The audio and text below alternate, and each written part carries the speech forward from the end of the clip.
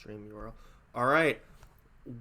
Welcome to Eastern Marshlands, Bolshevik Ooh, Bistro with me, Dipdap, and someone that probably no one here knows is TV's Judge Joe Brown.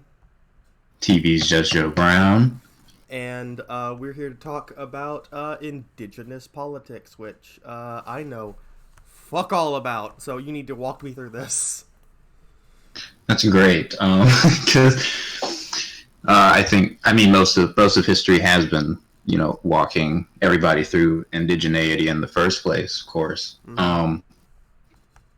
You know, to walk you through it. Well, I think the first thing that really comes to when speaking of the idea of indigenous politics would come to decolonization. That's the indigeneity is probably the larger umbrella, and then the subset of the umbrella is decolonization, because the very onset of or not the onset, but the idea of indigeneity really comes from the very material reality of colonization.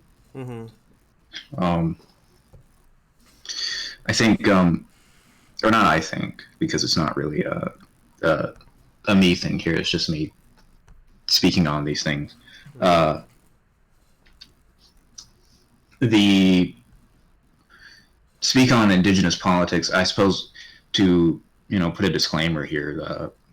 I didn't grow up on a reservation, nor nor am I fully connected to the roots of my native heritage, but I suppose it's within me because it's important. Right. And I think a lot of my perspective is probably from an American perspective of indigenous issues, because most of the indigenous problems that I see are not that I see are here in America. It's not that most of them are in America, but that most that I see on a daily basis is here in America because of how I, of course, consume media in this in colonized America. Mm-hmm. Let's see. To speak about indigenous issues in general, though,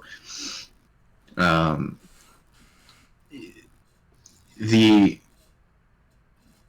I think the main thing to go about is speaking on indigenous cultures and predominantly their relation to plants. I think that's what this is my hypothesis, going off of historical Right. all of what I have understood throughout history. Not that this is the full truth of history, but is what separates indigeneity from colonization, or that indigeneity into colonization, is our relationship with plants, really. Mm-hmm.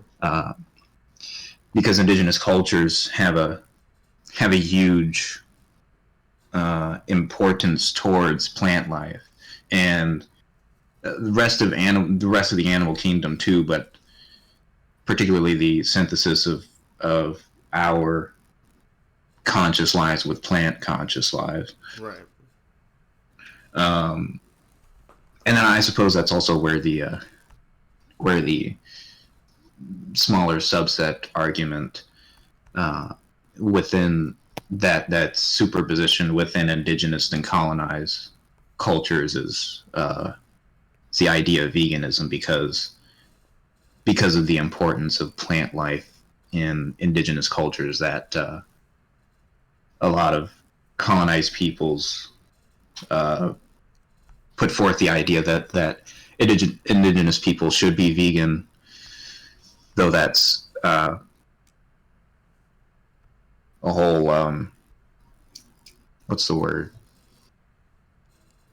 I don't know the word, but I'll get back to the word, I What do you suppose. mean exactly? About veganism Yeah. or plant life? About veganism. What I mean about that is So veganism is a very complex idea, I suppose, when it comes to indigeneity, because I think it's very straightforward on the surface, but our relationship with how we consume foods and the moral idea that is imposed on food uh, makes it uh, makes it a more complex issue. Mm-hmm. Um, the what makes it a complex issue is really the fact of, because indigenous cultures have I'm sorry, I just looked in the chat and saw the TV's Judge Brown thing. Um, um, what makes it a complex issue is the fact of, because of indigenous cultures' relationship with plants, um, indigenous cultures have this importance of plant life, and but simultaneously have a similar importance when it comes to animal life. Mm-hmm. But it's that, you know, nature is cyclic anyway. Everything is going to be the cycle of life and death, growth and decay, and so forth. Mm-hmm. And that the spirit of the animal is not, it's not harmed by hunting specifically only in the torturous hunting that is for sport and for you know uh, factory farming. Right. Um, when it comes to veganism in indigenous cultures, it's very interesting because of the fact that it's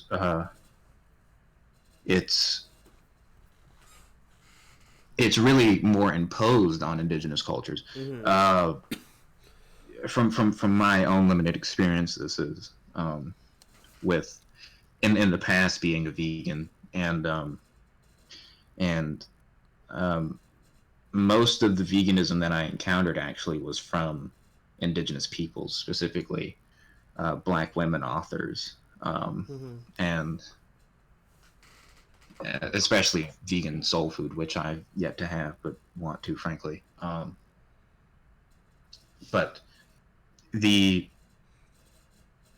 I think there's a very interesting thing that the idea of veganism um, essentially arose from the idea of colonization because of the proliferation of capital, from the idea of dichotomous thinking, from the difference between humans and animals, difference between animals and plants, and so forth down the line. That, of course, there became a stopping point in which it was that an ethical argument from colonized peoples that it should be stopped in its tracks, that because we are different from animals in the view of veganism, that is, and simultaneously equal to animals, that we shouldn't eat them, and that all animal product consumption is unethical, or in a larger or a more personable case, immoral, but the larger case would be unethical. Right. I think I lost a bit of my point, but Right. veganism in indigenous cultures is very interesting because of their relationship with plants, really. Right. Because plant life, and depending on which indigenous cultures, because Yeah, because there's not one indigenous, indigeneity. yeah, like it's not, like indigeneity is not homogenous. Yeah. Because you can't think of any like large umbrella as one thing, whether that be indigenous peoples in Asia, peoples in Europe, etc. They're vastly diverse. Mm-hmm. I think that's also the interesting thing, is that everything is so diverse that speaking on indigenous issues within itself is almost a narrowing. Very, very good at using that word. Mm-hmm. Narrowing of a very broad idea, because really within this period of information and our relation to information, and our specifically our algorithmic relation to information, uh, there really has come to a certain point a superposition between colonization and indigeneity, because of how much capital has dominated our everyday life, that that black people who live in America, they are completely disheveled from their origins. Everybody in America is disheveled from its origins, and even peoples all across the world. Oh yeah. Even people who live in Asia, you know, there's been so much. What's the word? I mean, really, it's the word is slave trading, of course, because that's how it all happened. Imperialism, colonialism, neo-colonialism, etc., etc. Yes, neocolonialism specifically, Mm-hmm.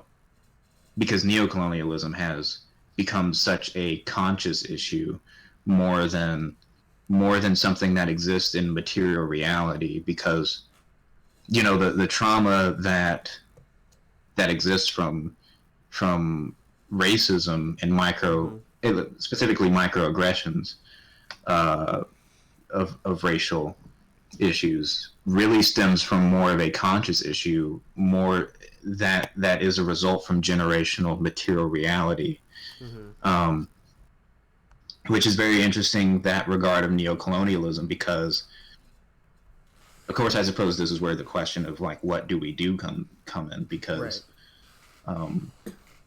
when it comes to our being conditioned by colonial ideas, how do we decondition ourselves when we are not in the first place, for the most part, aware of it, Mm-hmm.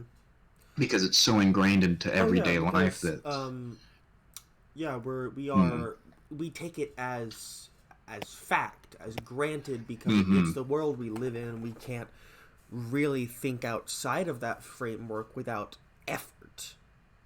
We are mm-hmm, conditioned by the education system, by culture, by everything to think within that framework, and you have to make a conscious effort to get out of it. And even then, you have to be conscious of you might fall back into it. mm-hmm. I think that's also where the interesting idea of Guy Debord's The Spectacle comes in, because Mm-hmm. we're all a part of this conscious interwoven framework of that not only are we conditioned to believe so, but that in believing the conditioning that we have been brought up with and being over socialized by it, we reinforce this idea unconsciously, because it is so ingrained in our unconscious that uh, that we, for the most part, don't manifest the unconscious and become aware of what actually happens in the unconscious mind Yeah, and and yeah, unconscious reality. we also need to think about things like from sociology, like the Thomas theorem. So the fact that we Mm-hmm. treat things as real means they are socially real in consequence. So Mm-hmm. things like race, especially, is one that's like extremely necessary to talk about. Is race has no material reality, Mm-hmm. but the fact that people treat it as if it does means that it affects us as if it were. Exactly. That's the very interesting branch of the larger idea of social constructivism, of course, because social reality is really constructed, and even the social reality of indigeneity itself is socially constructed, because we are largely all indigenous to the earth, but the very idea of indigeneity is being indigenous to the land before we have been colonized by other peoples of the earth, which is a very odd idea because it's alienating in itself. Yeah, I don't know from which group human are you of nature. again? Which Group? Yeah, I don't know what really to call it. I don't know if like saying tribe is like wrong. Oh, well, my heritage is mainly Cherokee, from what I know, but most of my heritage I'm alienated from. Right, exactly. I know that part. Most of my mom's side of the family, well, both my mom's side of the family is Cherokee, and the other part from my granddad onward, I suppose, or behind, really, came from Africa, some part of Africa that I don't really know, and I'm not going to, like, pay Ancestry.com to find that out, I suppose. Right, exactly. Because it'd just be sold back to me. But, yeah, I suppose the hard thing with that is actually, because I wouldn't identify with being Cherokee because of the fact I didn't grow up on a reservation. Right. Though I do live in North Carolina, where the Cherokee were from, I guess. Those most prominent too, specifically here, even in this current day, which is almost ridiculous to say, because it's like most, Definitely. well, not even most, like all native cultures in the U.S. are basically wiped out by this point. And the few that do exist are really hard to find, or sadly are going to go away. Essentially be eradicated under the table by the FBI or CIA anyway. Yeah, and it happens to some groups in Mexico as well. Like their languages are dying. Yeah. Because like some of these languages have single digits of speakers. Yeah. Because that's also the very interesting thing from indigeneity in Mexico, that how it's because we're literally neighbors with Mexico, but there's still a lot of American colonization that has happened in Mexico, or I suppose English colonization, really, because American colonization is really an extension arm of that, yeah. Just an extension of English colonization with the idea of different people with wigs at the forefront. I had a larger point. I was trying to get back to it. I forgot it. Fuck. No, it happens to me all the time. I think that one thing we have to talk about a lot, though, is that the things that America did and does to natives has not ended. Oh yes, exactly. I mean, that's very apparent with the fact that the Keystone Pipeline just spilled tons of oil again within the recent week.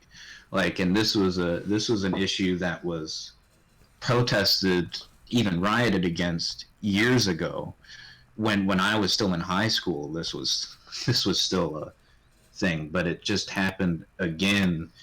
And of course, indigenous lands are suffering from that fact because it's just oil all over their lands and all over their crops and fields. So there are, at least hundreds, even within the thousands. I don't know of the native cultures around the Keystone Pipeline or within the thousands, but within at least the hundreds that are going without food because of that within only the recent week. And water, too. Oh, yes, exactly. And water, too, because it is a pipeline.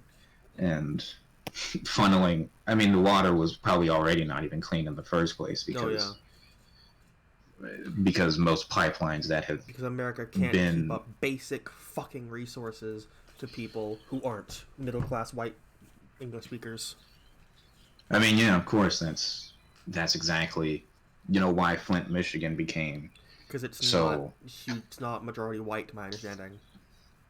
Yeah, and that's also why I think it became so prevalent in the mainstream media to actually discuss it, because there was like no way that even the U.S. government could spin it and be like, oh, it's just those black people. Like they couldn't even spin it that way. I think Flint, Michigan was a very interesting catalyst for specifically Black Lives Matter, but in general, the large because it's not done, it's but not fixed yet. I do say like, it partially was because of the fact of like years ago when it happened, that was a catalyst, and that it still has gone on as a catalyst to today to the larger scope of the movements.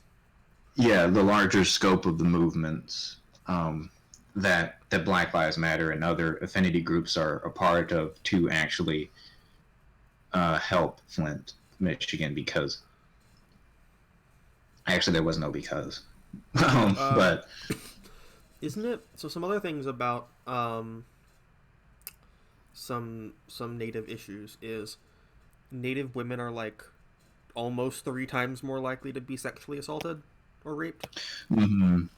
That's also a very specific issue to talk about, because really all issues go back to a very interconnected web of issues, but this issue specifically, is a result of the very foundation of toxic masculinity within our current, not even current, but throughout history.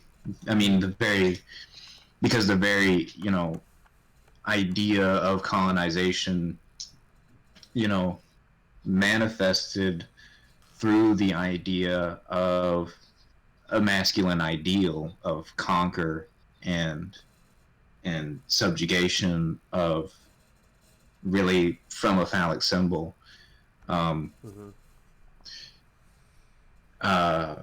And colonization at large is, of course, toxic masculinity at large, because you really can't have toxic masculinity without colonialism, and then colonialism without the project to capitalism in itself.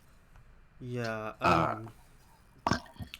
Because Native women are more, especially Native women who are not white passing, are definitely more susceptible, not susceptible, but targeted really to be assaulted in some way, because people don't listen to them. Exactly. And not even that, there's also the fact of they're the most likely to go missing, the most likely to be murdered. Oh yes, exactly, because and it's not even that I don't even think that it's just that they're not listened to, but that they're not recognized in the general sense of the subset of not being listened to is, because not even being recognized within society. Yeah, they're not even seen. Yeah, even within the conventional idea of feminism, and that is not the broader idea of feminism, but in specific white feminism that has resurfaced again in a very non-intersectional way. Native women are not even close to being at the forefront, and even if they are at the forefront of a white feminist ideal, they're usually put up as an image. It's a really token. A reinvigoration of the spectacle again, because it's just using Native women as a front for white women issues, really. Mm-hmm. For Native women, for middle class white ladies. Oh yes, middle class white women, specifically petite bourgeois white women, and also even upper class white women in general. Oh yeah, middle class and upper class white ladies who want to feel like they've done something because they don't know why they're still oppressed. Yes, exactly. To quote my sociology professor, they don't know why they're still oppressed, so they're gonna enforce like strictly white lady issues. Yes, exactly. And outside of just like that, but like talk about like the murder rate, 6 times more likely. Mm-hmm. So the murder rate in Canada for like I think in general is 0.82 per 100,000 people are killed. Right? Indigenous women are killed at 4.82 per 100,000. 6 times. There's not only that, there's the Highway of Tears murders and Robert fucking Picton. Mm-hmm.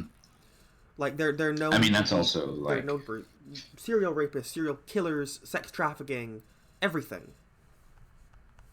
Mm-hmm. That's also the very, very interesting perception that people have of Canada too, because I think very few people who even recognize Canada's politics and their issues at large, at least in America, don't even recognize that Canada also is just as much of an imperialist power as the U.S. has been to native cultures. And the neo-colonialism of Canada is so ingrained within Canadian culture that, even the indigenous peoples of America, not America, but Canada, they're seen even less. I'd say probably even less than the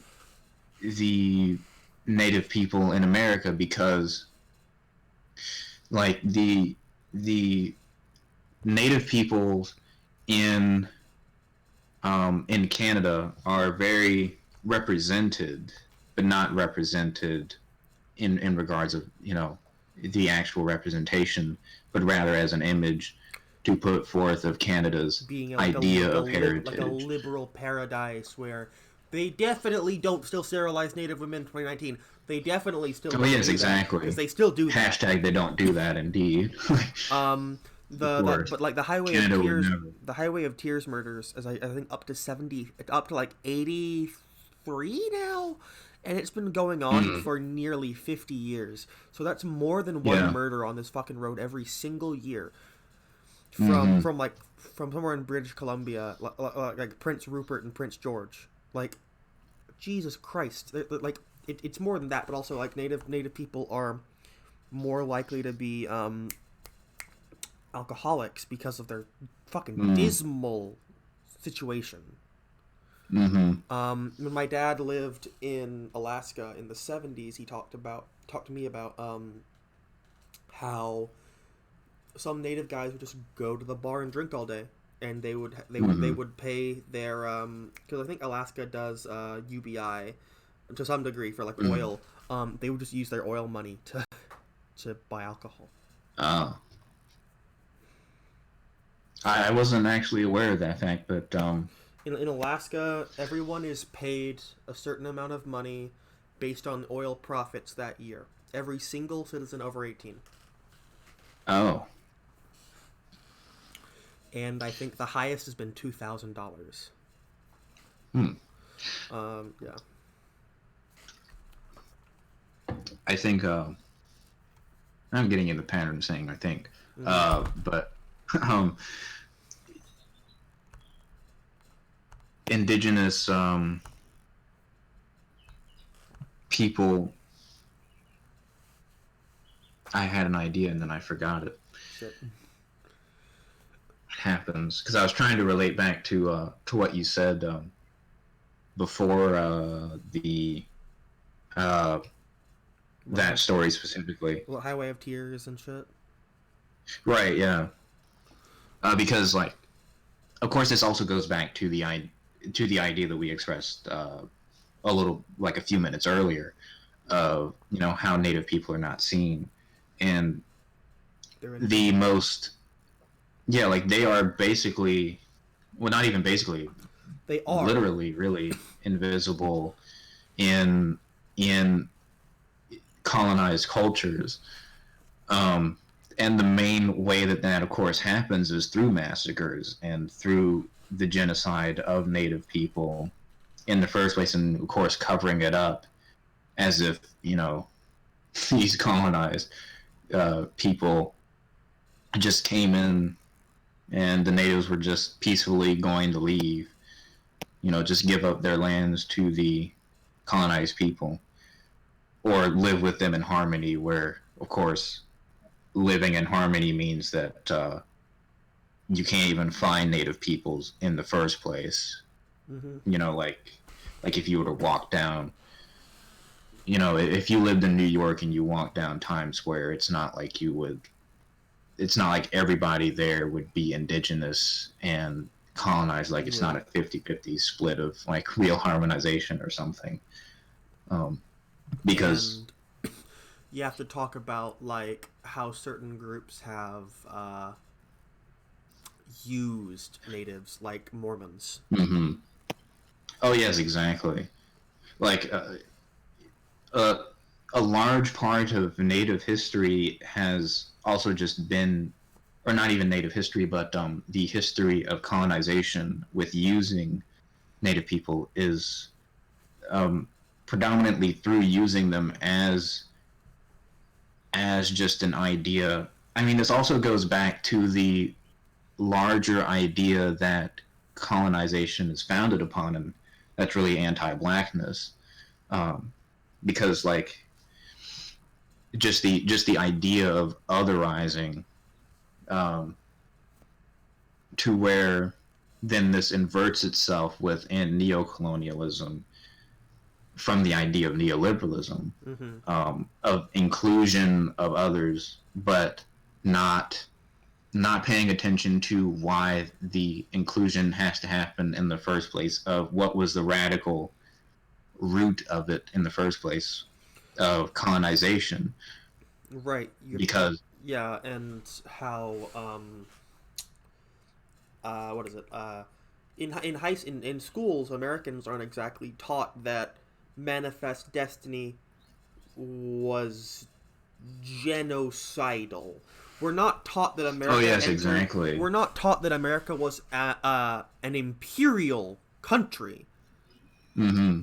I mean, because manifest destiny is such a sparkly word, so of course that's a way. Let's go genocide those people over there because I want their fucking land. Yes, exactly. Like because manifest destiny is such a glossy phrase, it was such an easy way to cover up the genocide of the natives, because it's just we're just manifesting destiny. That's what was going to happen regardless. We were going to genocide the natives anyway. Like what else were the colonizers supposed to do, right? And also the whole thing of we aren't taught that America was a hostile nation. Mm-hmm. Yeah, exactly. Because we don't treat those people as nations. We treat them exactly as fucking tribal, like, cretin, like subhumans, basically.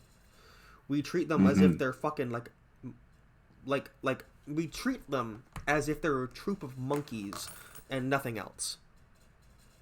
exactly. Like this, I guess this also goes back to the idea of primitive communism too, and primitive um, civilizations in general, even before the idea of civilization. That is, uh, because like the lineage from our ape being towards our current human being that's like, I suppose, stuck within this cocoon of where do we go next.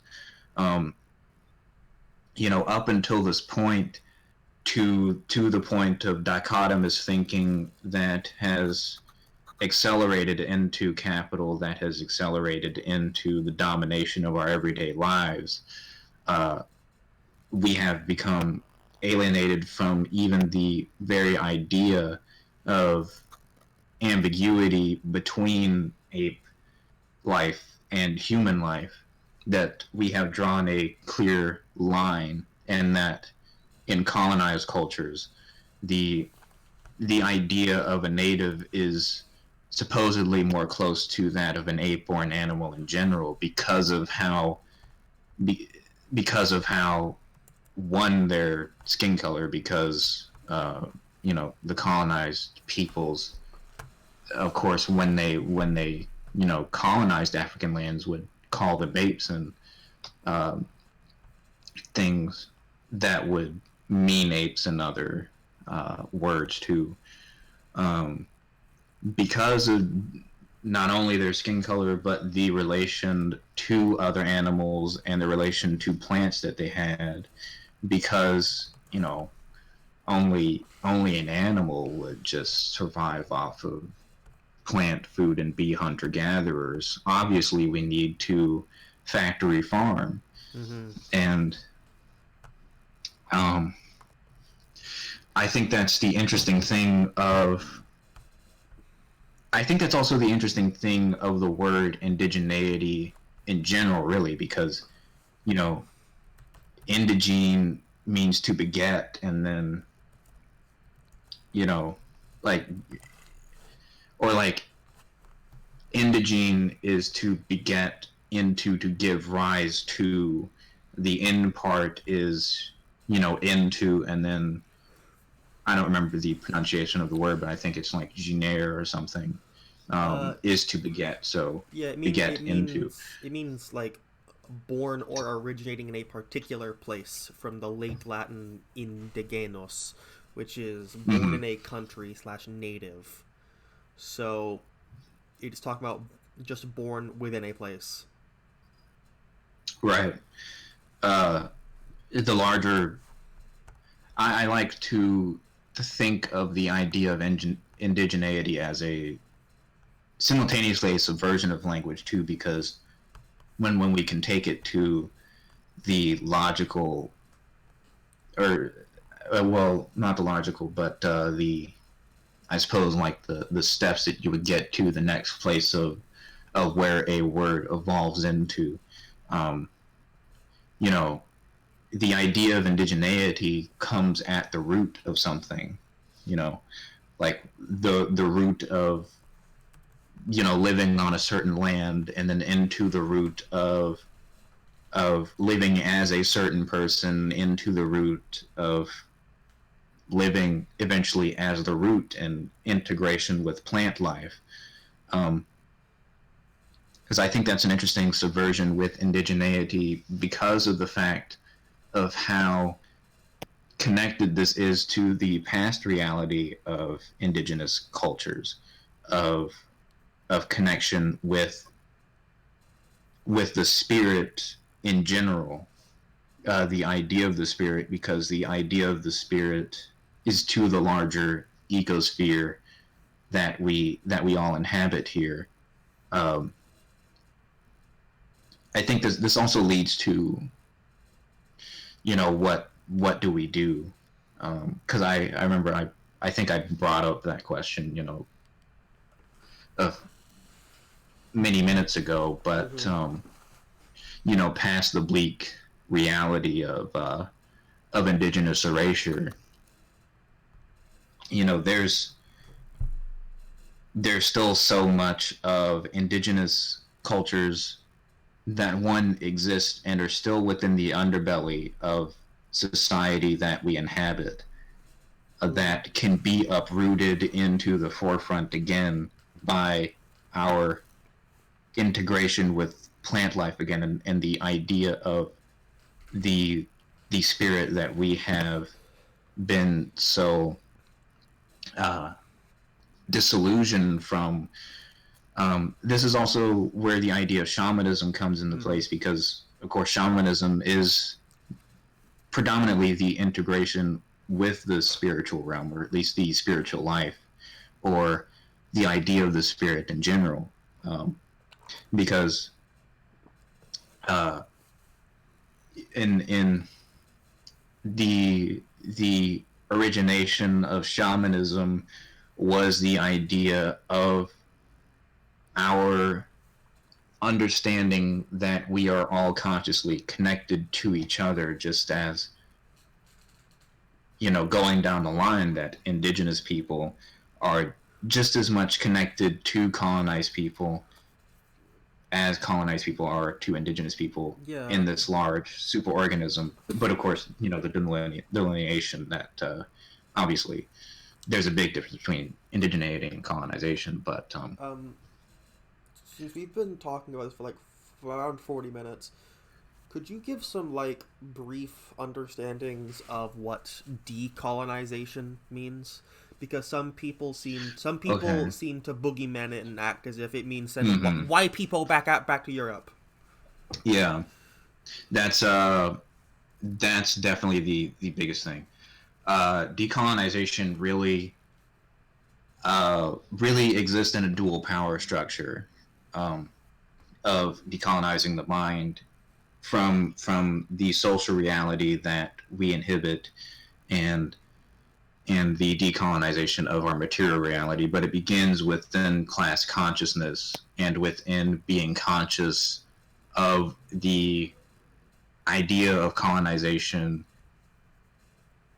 being a class within our human social being throughout even the inception of being a human.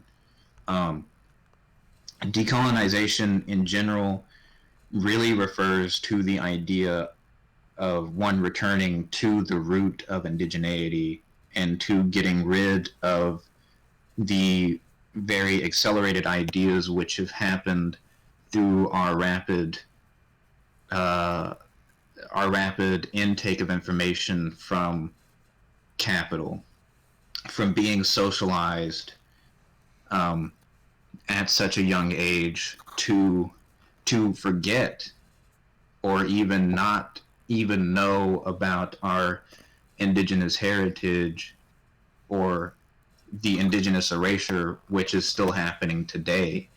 Decolonization is, of course, going back to that, or not even going back. It's simultaneously going back and it's going forward in the realization that the only way to go forward, yes, exactly, to make something new, to like make a new idea of indigeneity past this like point of pupation through colonization. Like this is a phase of humanity, I suppose. That capitalism, the broader project of capitalism to make us into machines, to dominate our life to a degree of which we believe that our thinking is mechanic, and that we can only be machines, into returning to the organic lifestyles that we are, I suppose. I think that's the broader idea of decolonization. The very groundwork, grassroots level of decolonization is really, you know, like building gardens again, or, you know, resurfacing the the artistry that is in everyday life, because that's another thing that indigenous cultures were so in tune with, is that, you know, even um, everyday clothing were some form of art. Everything was some form of art in some regard. Uh, And also get rid of, I guess, like to at least recognize that the constructions of like roles in society that you inhabit are European or Indo-European and mm-hmm, in origin, because a lot of people don't talk about, say, just non-white people's conceptions of things like gender and mm-hmm, sexuality in general, because only like there are so many places that see gender as more than just the fucking binary that like Indo-European mm-hmm. culture has enforced through this like enforced division of labor that it like alienates people from both their families and themselves. Mm-hmm. I That's both gender and sexuality are the very interesting um, parts of indigenous cultures that have been erased, which is predominantly also the main thing that comes with decolonization, is a return to understanding sexuality and gender as a spectrum, um, and and that our ideas of the gender binary and of the sexuality being uh, categorized, um, that both of these are really manifestations of of the way that capitalism has a grasp on the objective idea that science brings to us. That is the the idea of a very Eurocentric science. Of This is, I think that's also, I wanted to connect this a little bit earlier, but when bringing up sexuality, I think that's also the very interesting thing about decolonization and our relation to the resurfacing of the past indigenous reality. Mm-hmm. Is the idea of monogamy and of sexuality in general as the larger um, as our larger relation with others, as this, at least in terms of this human organism, that is this large human superorganism, um, that, you know, monogamy has become, not even has become, it has always been in the invention of monogamy itself, but the inception of monogamy uh, really has become the separation, the alienation of our sexual lives and of our idea with our gender expression and our gender identity in general. Um, because of course Talking this also goes back to Engels when we talk talking about talking about Western science stuff. People should read what the gay science for that. oh yeah, exactly. I mean, I think Nietzsche did a very did quite a good job of you know, showing the somewhat of the origins of um, very colonized science, though he wasn't even like aware of Well, such a he word wasn't at the aware time. of it, but he saw it. Just Yeah, he didn't. saw like the repercussions of it, I Mm-hmm. suppose, like Um, the real repercussions that it has on our idea of identity and our idea of being in existence in general. mm-hmm. What is more stuff Um, like? Another thing is what like Marx later in life got very interested in the mm-hmm, Iroquois Mm-hmm. Federation during Yeah, I think. yeah Oh, sorry. Go ahead. the Marx got very interested in like the Iroquois in like the ethnological notebooks, Mm-hmm. and Yeah, I Engels think talked the. about it a lot in Origin of the Family, even if some things he said were later proven wrong, like some of Morgan's stuff, but he was right about a lot of it. Mm-hmm. Uh, Especially the. I think this is also where. I mean, this also, I suppose, comes into the idea of schizocommunization, but that's at some later point. But the communization in general, without the idea of Deleuzian idea of schizophrenia, the communization being a synthesis, well, at least in part, a synthesis. I mean, communization is a synthesis of other things, but a synthesis of indigeneity and the ideas that, well, I don't know if I should say the ideas, but rather the what Marx talked about throughout most of his life that leads to the ideas of communism. Um, uh, because indigeneity is so ingrained within communization that it really can't even be separated, because the very fabric of the difference between indigeneity and colonization is really through the proliferation of capital itself, Mm-hmm. because the very project of colonization is a result of the project of capital. Uh, and I think that's also very interesting as to how, in Karl Marx's later years,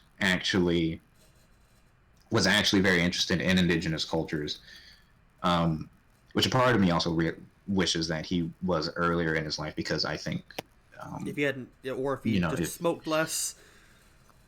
right, yeah, or just smoke and drank less, but like if he were more aware of indigenous cultures in his earlier life, which I think he definitely could have been when he was a journalist, but Mm-hmm. I, I mean, that's also speaking through a current century idea of journalism anyway. And Uh, even then, I don't know when he was a journalist how available things he was writing that would be in right. Germany. I mean, because what he was already writing was radical enough Like, to.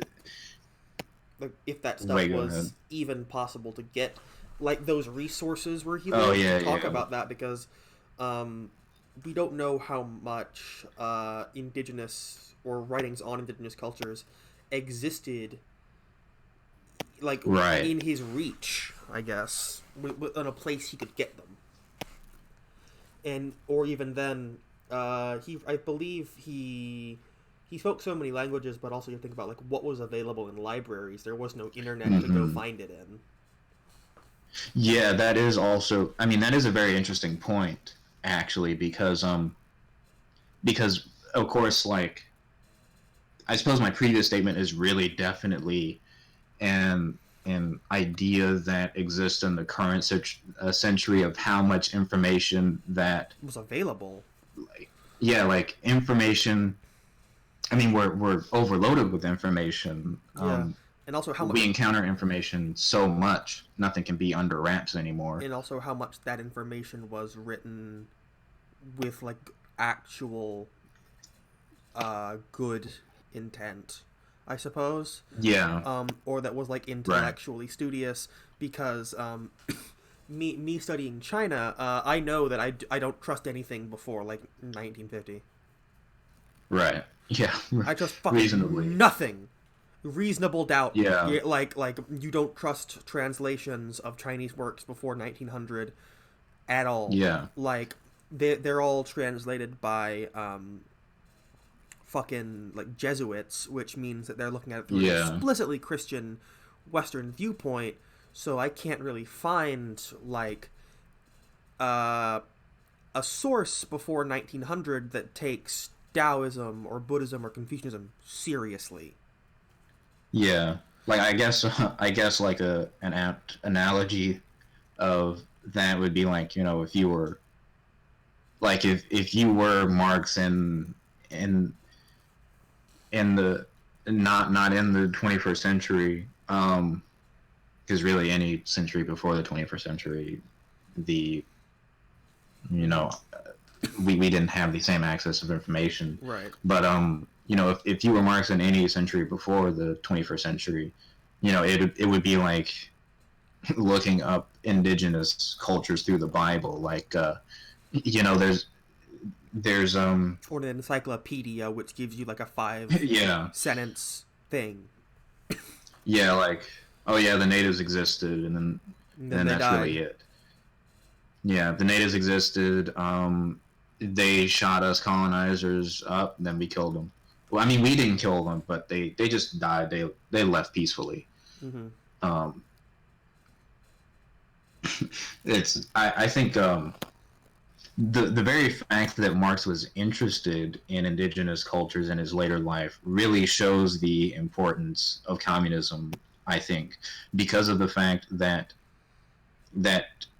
he connected it in his later life, um, and really a large part of communism that is not white communism, that's just not you know, only idolizing Mao or something, uh, is really uprooting the idea of indigeneity again, and the very foundation of communism and the process of communization is that of decolonization, because the very way that capitalism has manifested in our everyday lives has been through the social reality of colonization, Right. and specifically neo-colonization in our algorithmic society. Uh, I think that's the very interesting thing with how Marx interacted, at least not literally interacted, but at least in his own mind towards his ideas of communism, Mm-hmm. with indigenous cultures, that they are the previous, or not the previous, because they're like indigenous cultures still exist, Yeah.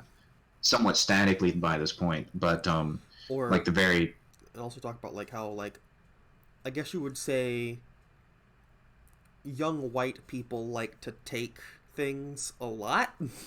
oh yeah, that's um, an understatement. That's their entire life is taking things. Um, an example I can think of automatically is like white people that will post stupid shit about X, Y, or Z is my spirit animal, end quote. oh yeah, Like that's a Christ. very upfront example. Yeah, uh, yeah. I mean, I could think of, you know, I mean, obviously a you few have hundred examples off the obviously top of my you head. have a lot more like reference here than I do, but it's Right? very Yeah, I can. apparent. Yeah, it's really within everyday life, um,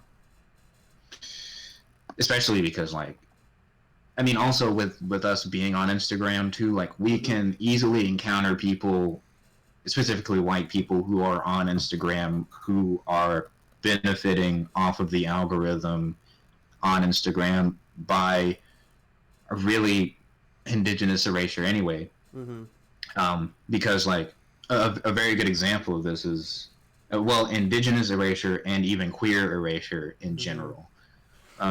Because a very good example of this is like Salty World, their Instagram account. Uh, they they have like thousands of members, thousands of articles, all about queer issues and even indigenous issues. Uh, but they can't get Google AdSense, and really, like, I have to look up their account anytime I actually want to see any of their posts, because they Mm-hmm. don't even show up in my feed anymore. I think that's very interesting. Also, like how how social media is also the very next evolutionary point of colonialism, at least from colonialism's idea of evolution, that is. Not that it is evolution. Um, because it's like, it's just adapting to the very rapid acceleration of information that we have, that that it can be spun and just put under the rug within a few, tweaks of of sourcing, not sourcing, but of just taking data and putting it elsewhere, to where it's really easy for people's entire lives to be erased simply by a small, line of code that Instagram could put in their Right. in how people show up on their feed. It's a lot more benign, but I mean benign as in it's not, it doesn't have socio-political impact. But if anyone remembers a few years ago when YouTube did some fuckery and like animators basically died on YouTube. Oh yeah. You I mean, I think everything has socio-political impact. I mean the same sort of like deeply racial or like. Oh yeah. Gotcha. Oh yeah, when that happened, yeah. But we also talk about like things like environmental racism. So like that people who are not middle class white people live in areas that are more likely to have waste, or live in areas that have been affected by white flight, etc. I mean, I live in fucking Alabama. I know what that means. Birmingham. There are places in North Birmingham, which is the place where most black people live in Birmingham. A lot of places you cannot grow things and eat them. Otherwise, you will get lead poisoning. Right. My sociology professor lives in North Birmingham, and I do stuff for her, and they talk about I talked in class about how you cannot eat food there. You're not allowed to grow things in their neighborhood, because if you do, you will get sick. That's always great to be sick. It's all industrial poisoning because they were able to get big plants and furnaces and factories there because black people lived there because the white people couldn't accept it in their land, but they wanted the economic benefit of having it near them. Right. And this also connects to native groups because, they have a lot of shit that happens to them too with the same thing. A lot of this is less environmental, but a lot of reservations don't have running water. Right. Like at all. Especially due to the pipelines that have been put up in recently, and I don't even mean recently, like within a 1 year scope, but a decade long scope, and how many have been put up and then have some quote malfunction or something go wrong and then spills all over the place. Gregory Hooks talks about how the Indian Removal Acts of 1830 were to confine them to, quote, lands that were too dry, remote, or barren to attract the attention of settlers and corporations. Yeah. As well, he also said that military facilities are near reservations lead to a disproportionate number of the most dangerous military facilities are located near Native American lands. I believe also, you know about how when they were testing nuclear weapons in the Nevada desert, aren't there like natives that live closer there? Yeah. So they get that's also another fact throughout history. Fallout. And also that Native American lands are used for illegal dumping, waste disposal, Yeah. including nuclear toxic medical waste. Right. Because they are invisible and not seen in the same light as people. Yeah, because they're just seen as like a garbage heap in colonial society. Like they're just you can just put anything over there and it doesn't have any effect You. It doesn't affect you. our shiny ivory towers in Washington and in New York. Because no one's gonna raise a fuss. No one is Right, yeah. If you go to Birmingham and you fucking drop medical waste, they're gonna come for you. But if you do it on some reservation, they don't have the legal power to do so. Nor do they have the voice to get the legal power behind them to do so. Mm-hmm. Because they aren't viewed in the same light as people, with the same rights as people of everyone else. Because you see shit like the United States was sterilizing Native women extrajudicially until the 70s, and I'm pretty sure they still do it. Oh yeah, of course. Because No question about it. No question about it, they still do it. But some other shit that's been going on is remember, Canada still does it. People don't talk about what do they call the schools in Canada? I actually don't know. I'm not too well versed on Canadian The culture. ones where they try to like whiteify them. Oh,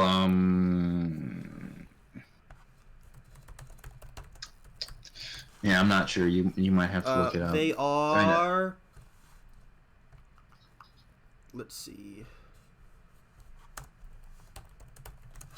Because I haven't encountered like the Residential schools. Right. That's what. And you can't talk about just North American indigeneity as well. Eventually, I want to get someone on to talk about Australian indigeneity because they're fucked too. Right. Yeah. Oh yeah, like even African indigeneity, like that's also everywhere. That's probably one of the hugest ideas. Taiwanese indigenous people were forced up into the mountains. Shanzhen, they're called mountain people. Yeah, they're not from the mountains. You have Aboriginal groups in Australia. You have the Quechua in South America. You have groups in Mexico, groups in North America. Fuck, you have groups in fucking Northern Europe. Yeah, exactly. Sami. Throwback to when in 1936 the Soviet Union executed 60% of all Sami men and then sent 3,000 Russian men in to go take their homes. What? No. What do you mean? What do you mean? What do you mean? What are you talking about? What do you mean ethnic cleansing? No. But the Soviet Union was just. It was such a communist utopia. Yeah, also sundown cities, sundown towns do still exist, only row in the chat. They do still exist where if a black person goes into a town, they better fucking be out by sundown or they're going to get lynched. Oh, that's always great. That's so fun. Essentially, what we're saying is, this shit isn't over. It's still happening right now. I knew in Japan. Oh, yeah. The Uyghurs in China, even before the Xinjiang stuff, were vastly overrepresented in the criminal justice system, and lived in quote ethnic ghettos in Xinjiang. Yeah. Like it's all basically China has what America has of institutionalized racism, of institutionalized white supremacy, where it doesn't necessarily need somebody to be it, but China has that for Han people because the term Han, the ethnic group Han, has only existed for 150 years because social Darwinists looked at them and then like, okay, so what are you ethnically? We don't have that. Okay, so you're Han. Cool. So we're Han? Okay. Yeah. Because China didn't have that at the time. That's also Yeah. Oh wait, go ahead. Another thing, China's language has been fucking colonized. Um, Oh yeah, yeah, yeah. Yeah. the pronoun system in China changed in the early 1900s. Yeah, only bro in the chat, Kurds, Assyrians, various groups. Mm-hmm. The old way you would say he, she, it, they was all ta spoken and written the same way. Mm-hmm. Now they're still spoken the same way, but they have a different writing system. So Mm-hmm. well, slightly different writing system. So he is the old way. She, you Mm-hmm. add a woman radical to it, and it, you remove the person radical from it. Oh. And you put a box over it. Uh, Essentially, it was westernized pronouns. Mm-hmm. So yeah, it's just that the history of imperialism and colonialism continues today. It's not going to Mm-hmm. end until people are conscious of it and do something about it. Because, yeah, only brings out ta ta ta. Mm-hmm. I mean, I think that's also like a testament to why this is such an interesting time to be alive, really, Mm-hmm. because like if you look at places like Chile or why can't I think of any other places right now? I know Like Peru has some shit. many, yeah, Peru and many other, like there are so many places around the world where essentially small parts of a larger revolution is already happening, and I think it's a very interesting time to be alive because even in the wake of such an acceleration of how indigenous culture can be erased so easily, indigenous people are taking up the ranks and lifting that weight off of their shoulders of colonial pressure and actually uprising against the very fabric of the capital of the project of capitalism. And I think that's what makes it so interesting to be alive currently because there's so much that we can do Mm-hmm. in our everyday lives that can be revolutionized that we can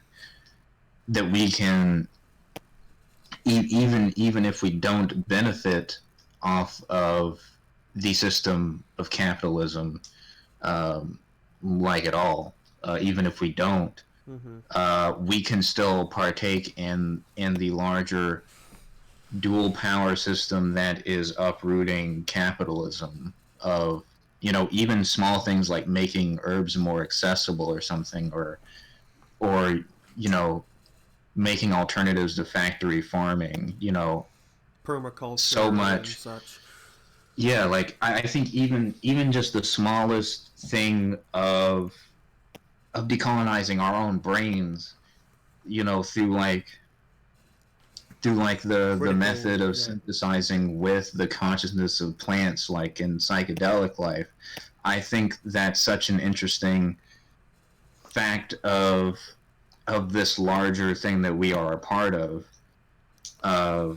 what's happening right now. I think that people a lot of times don't have access to these resources Oh to yes. or like basically they don't have the vocabulary to Mm-hmm. express these ideas. Oh yeah, exactly. The vocabulary is a very interesting thing. I mean, this is also something that relates back to the idea of academic jargon and so forth, because academia is so it really exists superimposed between indigeneity and colonization, because at large academia benefits from the colonized institutions of colleges and universities, while indigenous people can be within academia. Mm-hmm. There can be a lot written about queer coding and indigenous societies and primitive communism and so forth. Um, but simultaneously academia, has one foot in the door and then one foot out, and then most people just don't have the not even just the vocabulary, but even the idea of where to begin, of what vocabulary that is not even known. Right. Of like not we.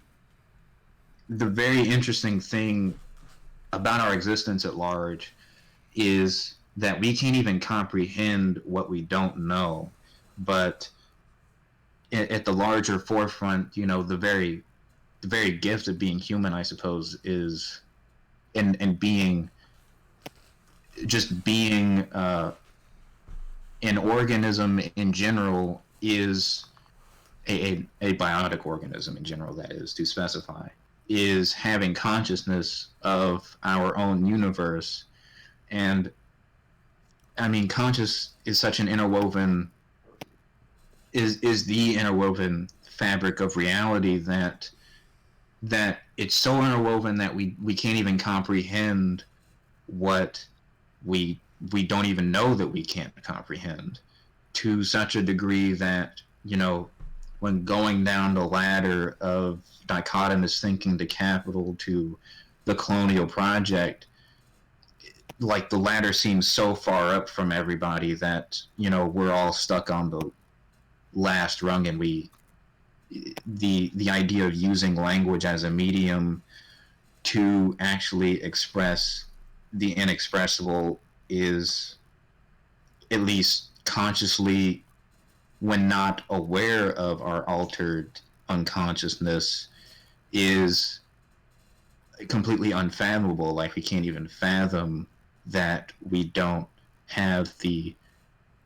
always, at least, have the language to know what colonialism is, to know what capitalism is, to actually understand these systems past the structure that has been put in front of us to alienate us from language. Language is such an interesting idea in that regard, because most of us really don't have access to have the means to express what we feel in our everyday lives, and in our lives as a larger picture, what is actually going on, because not even that just language is alienated from experience, but that it's so superimposed within experience that language, in some aspects, depending on what the experience is, also creates experience, to where, if you attend a Trump rally or something, and you don't have the vocabulary to actually understand what Trump is saying, or at least feel what he is saying, to understand what the larger feeling throughout history is, you'll get completely lost, because and you might end up supporting Trump, because you could you don't have... supporting Trump, and you could support any capitalist politician, that is. Since we've been going now for getting close to an hour and a half, maybe we should get some closing statements. Right. That's probably a large closing statement in general. That's fine. That's fine. I mean, I guess my main closing statement, I suppose, is, I think the importance of Indigenous issues is really reconnecting back with, like, communism and indigeneity are not separate movements. The hippie movement, the very idea of gardening and so forth, all of these are so interconnected that I think it's very interesting to be alive at this time, because we are witnessing not only just a resurgence of what has been lost in the past, but a reemergence of some kind of revival of the past, and getting to this larger convergence of all that is radical, once again getting back at the root of being, and as a result, the process of becoming into being. I think that's the importance of plant life. That's also like the importance of our integration with plant life on a conscious level. That's what makes the realm of mushrooms, the realm of the tryptamine realm in itself, so interesting, because it exists in such a plant world. Mm-hmm.